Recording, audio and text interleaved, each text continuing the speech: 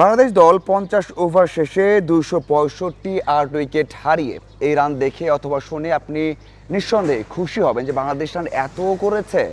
এবং সবচেয়ে বড় বিষয় হচ্ছে যখন 32 রানে 3 উইকেট হারিয়েছে সাইফ, তামিম, সুমন নেই, 9 ওভার শেষ, এরপর 265 করেছে, আপনি তো অনেক আনন্দিত হবেন, অনেক খুশি হবেন এবং আপনি ম্যাচ জিতবেন সেই ভরসা নিয়ে উদযাপন করবেন।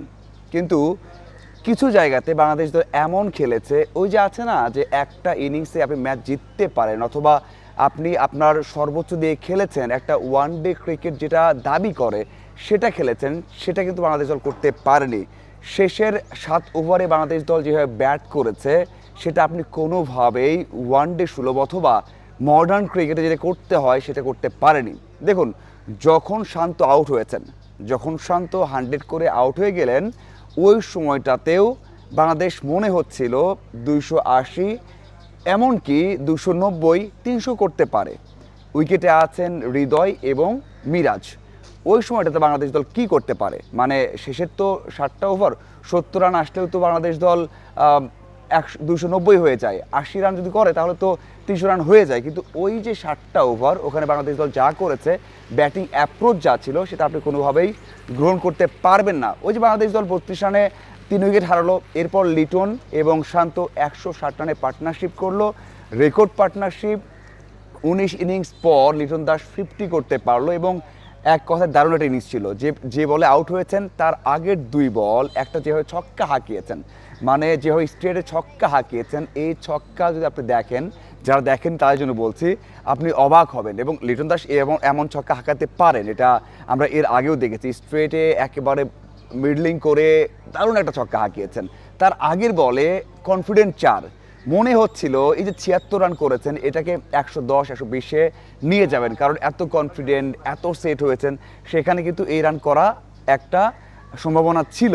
অন্যদিকে শান্তও কিন্তু দারুণ একটা ইনিংস খেলেছেন, 100 করেছেন। নিউজিল্যান্ডের এগেনস্টে শান্ত প্রায় সময় ভালো করে থাকেন, কিন্তু শান্ত এবং লিটন যেভাবে আউট হয়েছেন সেটাও আপনি প্রশ্নবিদ্ধ বলতে পারেন। কিন্তু এই যে এত রান করেছেন, আপনি তারপরে যদি প্রশ্নবিদ্ধ করেন তাহলে তো ওইভাবে জাস্টিফাইড হয় না, কারণ যে প্রেশারে বাংলাদেশ দল পড়েছিল সেখান থেকে এমন একটা ইনিংস খেলেছেন, সেই ক্রেডিট কিন্তু আগে দিতে হবে যে তারা দারুণ কিছু করেছেন, যেভাবে আউট হন না কেন। কারণ লিটন দাস একেবারে প্রি ডিটারমাইন্ড শট খেলেছেন, উইকেট থেকে বেরিয়ে এসে স্পিন বলে হিট করতে চেয়েছেন। অন্যদিকে শান্ত একটা হাফ হার্টেড শট খেলেছেন, জায়গায় দাঁড়িয়ে স্ট্রেটে খেলেছেন, যেটা কিনা ছক্কা হবে না, তারপরেও তিনি খেলেছেন। তারপরেও এই দুইজন যা করেছেন এক কথায় আপনি বলতে পারেন ঠিক আছে। কিন্তু বাংলাদেশ দল এরপরে যা করেছে সেটা আপনি কোনোভাবে গ্রহণ করতে পারবেন না। 43 ওভার শেষে বাংলাদেশ দল 221 রান 5 উইকেট হারিয়ে 5টা উইকেট হাতে আছে। আপনি চিন্তা করবেন না যে কেমন ব্যাটার আছে, বাট 5 উইকেট হাতে আছে। আপনি অন্য দেশগুলো যদি এমন জায়গায় থাকে, তারা পরের 7 ওভারে 70 রান করবেই। সেখানে বাংলাদেশ করেছে মাত্র 44 রান এবং সেখানে 4 ছক্কা মাত্র 3টা, 2টা 4, একটা ছক্কা। এবং সবচেয়ে বড় বিষয় হচ্ছে অ্যাপ্রোচ, আপনি সিঙ্গেল নিচ্ছেন, ডট দিচ্ছেন, এবং সবচেয়ে বড় বিষয় হচ্ছে যে আপনি তাহিদ হৃদয় বারবার আপনি রোটেট করছেন। যখন মিরাজ 22 করে আউট হয়ে গেল 18 বলে, এরপর লাস্ট ওভারেও আপনি রোটেট করে দিচ্ছেন কাকে, সেখানে মুস্তাফিজকে, যেখানে 1 রান দরকার, 1 রান নিলে আপনি স্ট্রাইক পাবেন, 2 রান নিচ্ছেন আপনি। শেষ ওভারেও সেট ব্যাটার, আপনি প্রমিনেন্ট ব্যাটার, আপনি করছেন কি সিঙ্গেল নিয়ে আপনি দিচ্ছেন সেখানে মুস্তাফিজকে ব্যাট করতে। এই জন্য কিন্তু শেষের 7টা ওভারে 44 রান এসেছে। যদি খেয়াল করি আমরা, এই শেষের 2 ওভারে মাত্র 8টা রান এসেছে। এই যে এই ব্যাটিংগুলো, এটা আপনাকে ভোগাবেই। আপনার এখন না হোক, এখন বাংলাদেশের কন্ডিশন হয়তো আমরা জিতে গেলাম, ভালো করলাম, কিন্তু এই যে ব্যাটিংটা শেষে 7 ওভারে অথবা শেষে 10 ওভারে আপনি রানই করতে পারছেন না, এটা কিন্তু একদিনের সমস্যা না, এটা অনেক দিন ধরে এমনই চলে আসছে যে আমরা শেষে 10 ওভারে কাজে লাগাতে পারছি না। কারণ হচ্ছে আমরা 6, 7, 8 নম্বরে কে খেলবে, কারা খেলে সেটা আমরা ঠিক করতে পারি না, এবং সেখানে যারা খেলে তারা ওই অ্যাপ্রোচটাও ঠিক করতে পারে না। আমরা রোটেট করছি, আমরা যারা টেল এন্ডে তাদেরকে আমরা বেশিরভাগ স্ট্রাইক দিচ্ছি, আমরা 4 ছক্কার জন্য অ্যাপ্রোচ করছি না। শেষের 42 বলে মাত্র আমরা 3টা 4 ছক্কা হাঁকাচ্ছি, 2টা 4 একটা ছক্কা হাঁকাচ্ছি, আমরা শেষের 42 বলে মাত্র 44 রান করছি।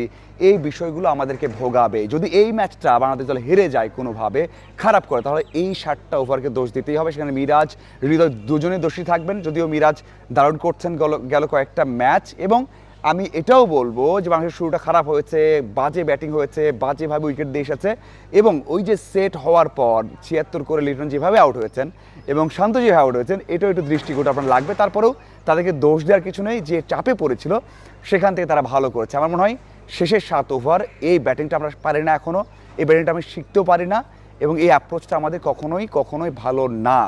যদি ম্যাচটা খারাপ হয়, সিরিজ বাংলাদেশ হেরে যায়, ম্যাচটা হেরে যায়, তাহলে এই 7 ওভারকে আপনি দায়ী করতে পারেন। আপনার কি মনে হয় জানাবেন।